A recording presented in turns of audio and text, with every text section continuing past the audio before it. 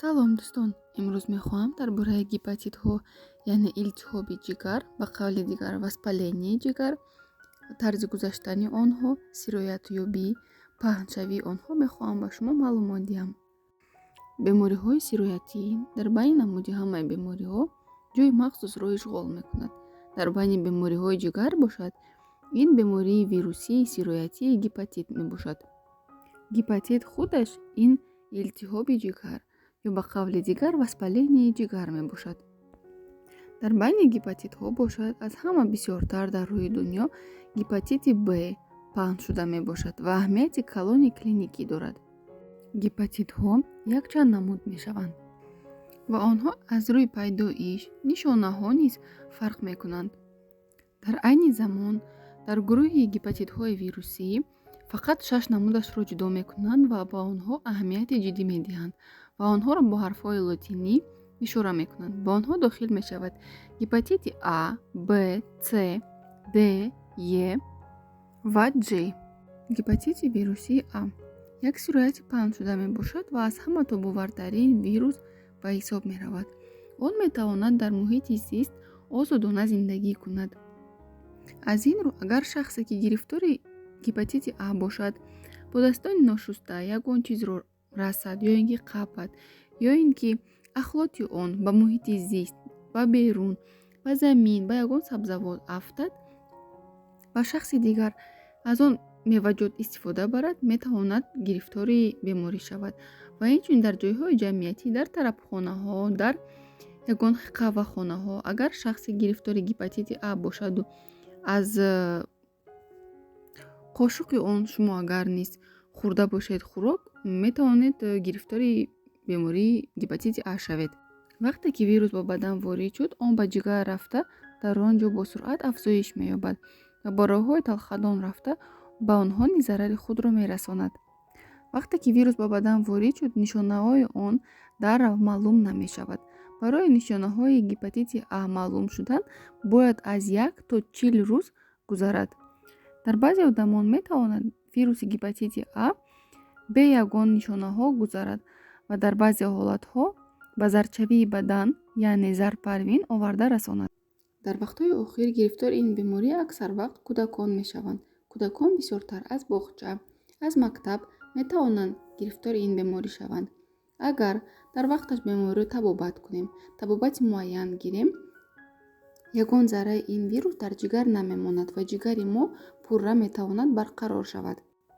гепатити Б ин вирус бисёртар аз одам ба одам ҳангоми алоқаи ҷинсӣ, аз модар ба кӯдак вақти таваллуд, ҳангоми ширдиҳӣ, ҳангоми нигоҳубини кӯдак метавонад гузарад. инчунин вирус ҳангоми ба стоматолог дандонпизишк рафтан, аз истифода бурдани як дандоншӯяк, истифода бурдани як ришгирак, ҳангоми хунрезӣ, масалан ба шумо агар хун рехтан дар кор бошад аз сабаби ягон беморӣ, агар дар ҳамон хун бошад гепатит, метавонад гузарад. ва агар дар хона ягон шахсе ки бошад ки гирифтори гепатити Б бошад, риоя накардани қоидаҳои гигиенӣ. инчунин ҳангоми сурух кардани гӯшҳо дар толорҳои зебоӣ, яъне салон красотӣ, бо асбоби махсус онҳо гӯшҳоро сурох мекунанд. агар шахсе ки гирифтори гепатит бошад ва баъди он гӯши шуморо низ сурох кунад, аз он ҷо метавонад ба одам гузарад. инчунин ҳангоми татуировка, эпилятсия, маникюр, педикюр метавонад одам гирифтори бемории гепатити Б шавад. вақте ки вирус ба бадан ворид мешавад, шахс ҳатто гумон намекунад ки дар бадани он вируси гепатити Б вуҷуд дорад, чунки ба қавли дигар мегӯянд инкубатсиони периоди гепатити Б 180 рӯз, яъне 6 моҳро дар бар мегирад. то 6 моҳ вирус ягон хел худашро нишон намедиҳад. аз ҳамин сабаб танҳо тадқиқот метавонад ки муайян кунад шумо гирифтори ин беморӣ ҳастед ё не. бисёр одамон солҳо гирифтори ҳамин беморӣ мебошанд, вале гумон намекунанд ки чунин вирус дар баданашон ҳаст, чунки онҳоро ҳеҷ чиз безобита намекунад. барои он ки вирус бисёртар бо намуди музмин мегузарад, яъне хронически формаш кати мегузарад ва дар аввал вақте ки организм ба қувват аст, ягон хел нишонаҳо низ дида намешавад. ҳеҷ кас гуфта наметавонад, ки шумо ба ин беморӣ гирифтор мешавед ё не. Ва ягона роҳи пешгирии ин беморӣ ин ваксина мебошад. ваксинаро аввал ба навзодон дар 3 марҳила мегузаронанд ва баъд аз 18 солагӣ то 35 солагӣ пешниҳод карда мешавад, ки ваксина бар зидди гепатити Б гузаронида шавад. гепатити С. ин вирус бисёртар дар одамони нашаманд, одамоне ки нӯшокиҳои спиртӣ бисёртар истифода мебаранд, дар онҳо дида мешавад. қариб 70% ин беморӣ дар намуди музмин, яъне хронический форма дида мешавад. ин вирус низ тавассути хунгузаронӣ, агар ба шахс хун гузаронанд, мегузарад аз модар ба кӯдак, ҳангоми ҳомиладорӣ ва ҳангоми таваллуд кардан ва ҳангоми амалиётҳои ҷарроҳӣ, агар асбобҳои ҷарроҳикунанда нағз безарар гардонида нашуда бошад.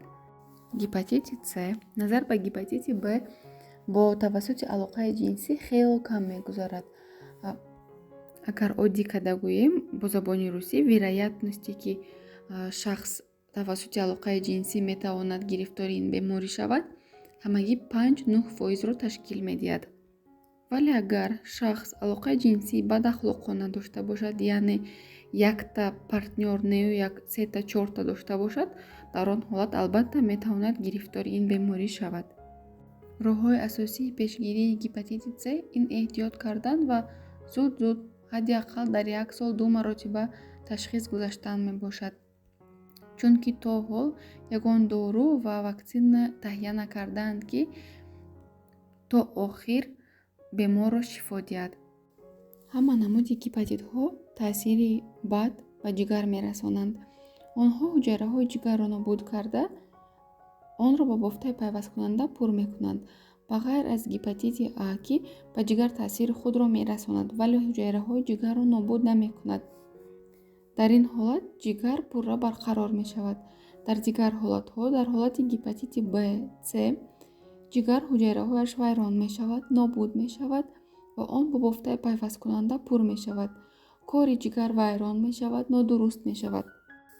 аз хотир набароред, ки ҷигар ягона узвест, ки пурра метавонад аз нав барқарор шавад. ва гирифтори ин беморӣ шудан ин маънои онро надорад, ки ҳаёт ба охир расид. чунки бо истифодаи доруҳои махсус, тарзи ҳаёти солим, бо истифодаи хӯрокҳои махсус, инсон метавонад солҳои тӯлонӣ бо ин вирус зиндагӣ кунад ва зарарашро ба касе нарасонад. умедворам, ки навори имрӯза ба шумо писанд омад. фикру ақидаҳои худро дар комментарияҳо баён созед ва лайку комментарияҳоро фаромӯш насозед. саломат бошед.